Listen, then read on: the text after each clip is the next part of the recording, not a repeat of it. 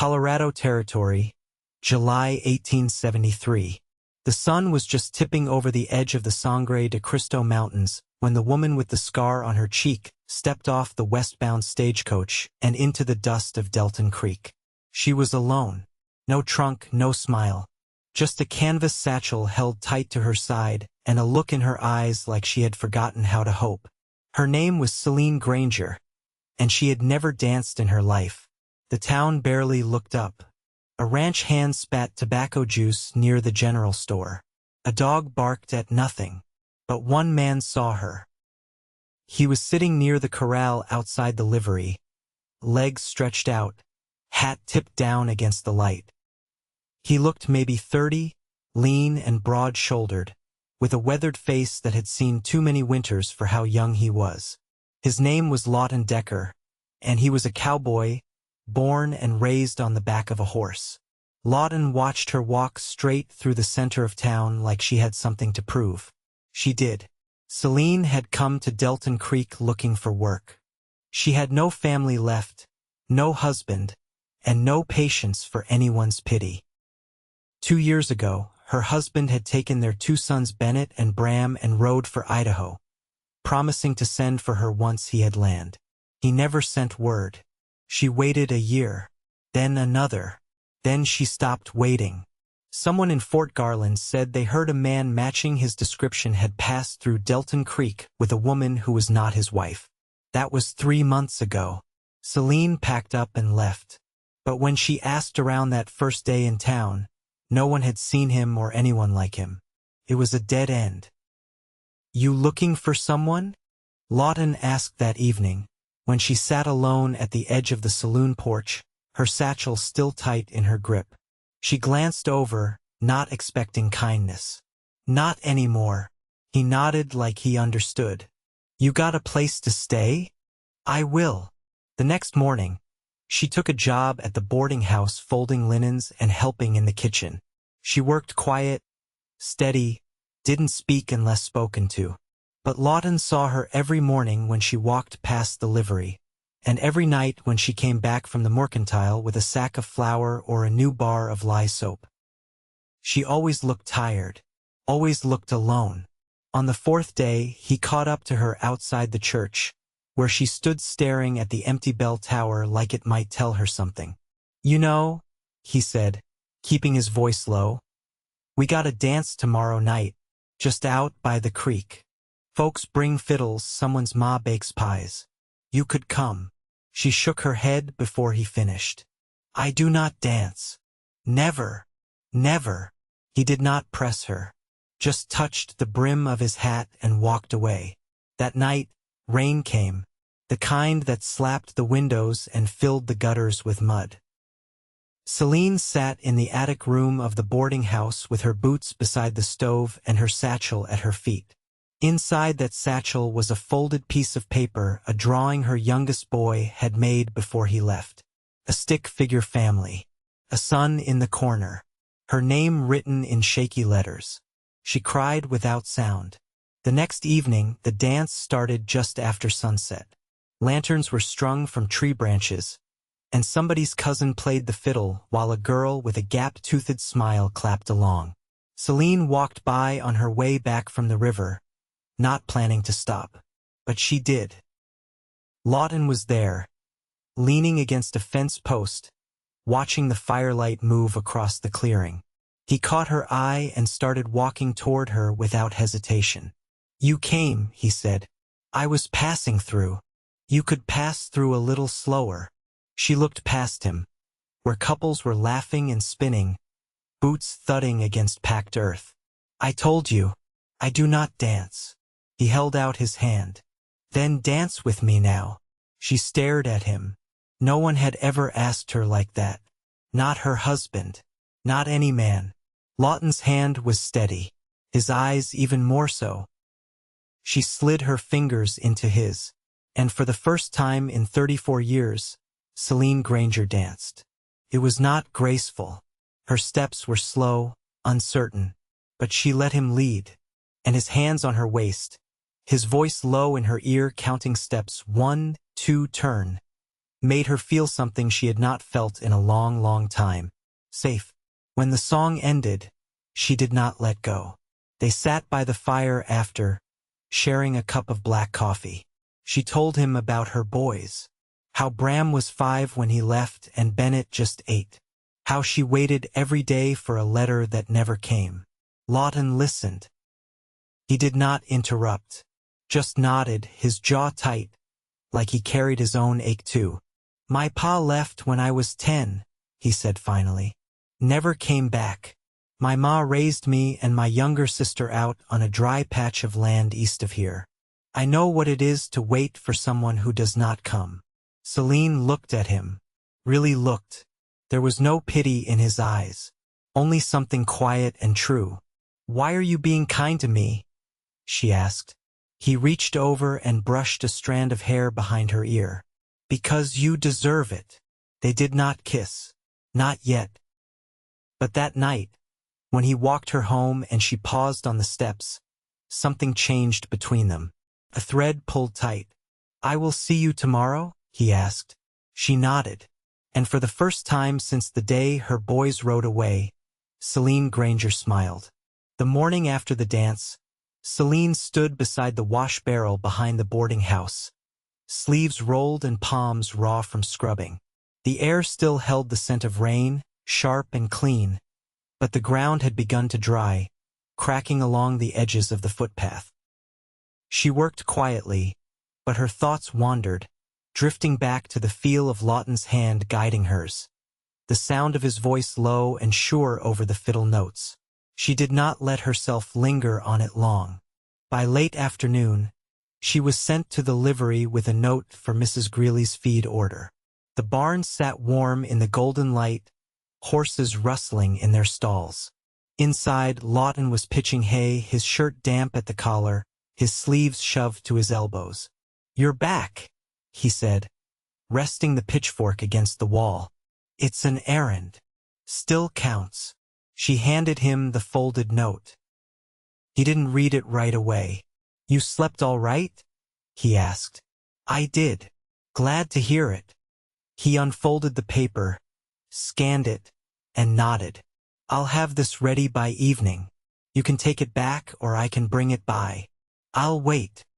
He set the note aside and untied a burlap sack from a hook near the tack wall. "You ever work around horses?" "I grew up around mules," she said, brushing hay from the cuff of her skirt. "My father freighted tobacco through Tennessee before the war. Then you won't scare easy." He motioned toward the open stall where a young chestnut mare tossed her head. "She's green broke, smart, but stubborn. I can relate." He laughed, not loud, just the kind that warmed the space between them. "Come on then. Let's walk her." They led the horse in a slow circle outside the barn. Selene kept pace, one hand on the rope, the other steady at her side. She didn't speak unless necessary, but Lawton talked just enough to fill the silence without crowding it. "You always been in Colorado?" she asked, not looking at him. "Near enough. Grew up in a sod house east of Trinidad. Ma passed when I was 16. After that, I did what I could. Rode fence, broke colts, hauled freight down through Mora." She nodded. "That's honest work. Not always clean, but honest." The mare snorted and pulled sideways. Selene firmed her grip and brought her back around with a calm, practiced tug. "She listens to you," Lawton said. "She just needed a voice that didn't shout." When the walk was done, he handed her a damp cloth and a tin of lard soap. "Mind wiping her down?" She didn't. They worked side by side, not touching, not speaking, but something softened in the stillness. Lawton handed her a fresh rag when hers got too dirty. She passed him the tin when he reached for it without asking. It was the kind of quiet that didn't feel empty. When the sun dipped behind the roofline, he leaned against the post and crossed his arms. "You plan to stay in Delton Creek?" "I haven't decided." She folded the rag, set it neatly on the rail. "It's quiet here. Some days more than others." She watched the last light slip off the barn doors and turned to him. "You ever think about leaving?" He shook his head once. "I've seen enough road to know I'd rather have a porch." She considered that, then nodded. "I'll walk you back," he said. They passed the mercantile just as the lamps inside were being lit. A pair of girls sat on the stoop with bonnets in their laps, whispering over a letter. Selene's eyes lingered. "You miss them every day?" Lawton asked, not unkindly. "Not just every day. Every hour." He didn't answer, but he offered her his arm, and she took it. At the boarding house steps, she paused, not moving to go in. "You said your sister grew up out east of here," she said. "Where's she now?" "Married to a cattleman in La Vita. Got 3 boys and a kitchen full of noise." "That sounds like a good kind of life." He looked at her, really looked, and said, "It is, if you've got someone to build it with." She didn't look away. "And you don't?" He shook his head, slow and honest. "Not yet." Her hand rested on his arm a moment longer, the weight of it unspoken and steady. Then she stepped back. "Good night, Lawton." "Good night, Selene." When her door closed behind her, she leaned against it, her breath caught somewhere between longing and fear. She didn't sleep right away that night, but when she did, her dreams were quiet. And she woke with a name in her mind and warmth in her chest. She had started to hope again. The following week brought a dry wind that rattled every loose shutter in Delton Creek. Dust settled into the cracks of windowsills, and the hills beyond town browned under the sun's steady hand. Selene spent her mornings at the boarding house kitchen, shelling beans or boiling water, and her afternoons walking beyond the edge of town where the land flattened and the cottonwoods thinned. She didn't say where she was headed, and no one asked. Lawton noticed. He found her one evening near the edge of an abandoned homestead, sitting on the steps of a collapsed porch with her hands folded neatly in her lap. He didn't call her name, just stepped into her line of sight and waited until her eyes lifted. "I reckon you weren't lost," he said, standing a ways off. "No," she answered. "I just needed quiet." He nodded once, then sat a respectful distance away, brushing sawdust from the step before settling. "My mother's family lived out this direction," she said after a while. "Before the fever took them. I hadn't remembered where until I saw the chimney." He didn't speak, only watched her profile as the wind pushed her hair back from her face. "I used to come here as a girl," she went on. "We'd pick chokecherries and hang quilts from the fence while the men cut timber. I thought maybe if I stood here long enough, I'd feel something of it again." "Did you?" She looked down at her hands. "Not quite, but it didn't hurt as much as I thought it would." He turned his gaze out past the fields where a hawk circled slowly above a clutter of brush. "Some places don't give back what they took, but you can still stand in 'em and breathe." She didn't answer, but her shoulders eased. A few minutes passed, quiet but not heavy. "I've been thinking about the mercantile," she said then. "Mrs. Klein's boy is due in October, and she won't be able to manage the books. She asked if I'd stay on after the harvest." His brow lifted slightly. "You thinking of saying yes?" "I might." Lawton didn't smile, but his voice held something close to warmth. "That'd be fine news for the town." They walked back together when the light began to dim, boots kicking up dry earth. As they passed an old fence line, Selene reached out and ran her fingers along the top rail, then spoke low. "I've been alone a long time, not just in body, in the way a person gets used to not being seen." He didn't stop walking. "I see you." She looked over, eyes clouded but steady. "I'm not sure what to do with that." "You don't have to do anything today." They reached the road and turned toward town. The sun was slipping behind the hills, casting long shadows across the ground, and she slowed her steps. "Did you ever want your own land?" she asked. "I've worked enough other men's to know I'd take better care of mine." What would you raise? Cattle, mostly. Maybe a few chickens if I was feeling ambitious. She softened, then not a smile, but something close. There's a patch east of the ridge, he added. Good soil. Stream runs through most months. I've been saving. She didn't say anything, just kept walking beside him, her thoughts moving faster than her feet. Back at the boarding house, she paused at the steps again. This time he didn't wait for her to speak first. I could come by tomorrow, he said, if you'd want company on your walk. Her eyes met his. I'd want that. Then she went inside, and he stood there for a moment after the door closed, hat in hand. That night, she lit the oil lamp beside her bed and unfolded a small piece of paper from her satchel. The edges were creased, the ink faded, but it was still legible. A child's drawing, worn from years of handling. She traced the lines with her finger, then set it gently on the table. And for the first time since arriving in Delton Creek, she left the satchel open. By late August, the sun hung lower in the sky and the grasses beyond town had dulled from green to gold. Selene met Lawton at the edge of the cottonwood grove each morning, just as the air began to warm. They walked without aim but always ended near the stream that ran crooked through the lowland, where the air smelled of wet stone and willow bark. She carried a small basket with a jar of buttermilk and cornbread wrapped in a flour sack. He brought his pocket knife and a quiet steadiness that never asked more than she gave. One morning, as they sat on the bank and watched a pair of frogs navigate the reeds, Selene pulled a folded paper from her apron and passed it to him without a word. He held it carefully, eyes moving slow across the page. When he finished, he refolded it and looked up. Bennett's handwriting, she said.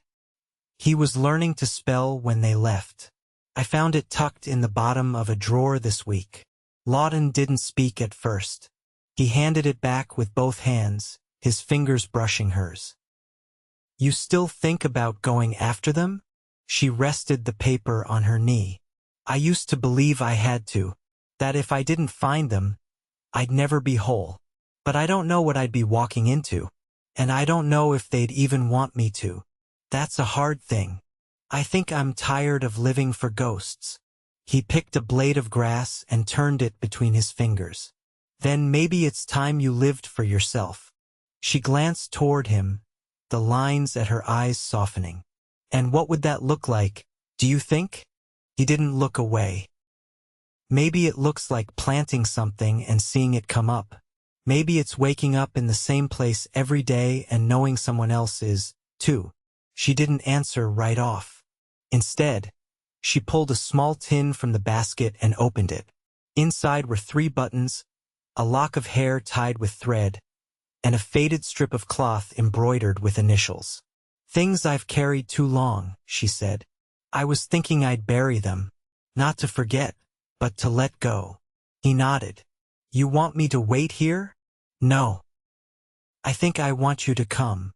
They crossed the shallow stream barefoot, the water cold and quick around their ankles.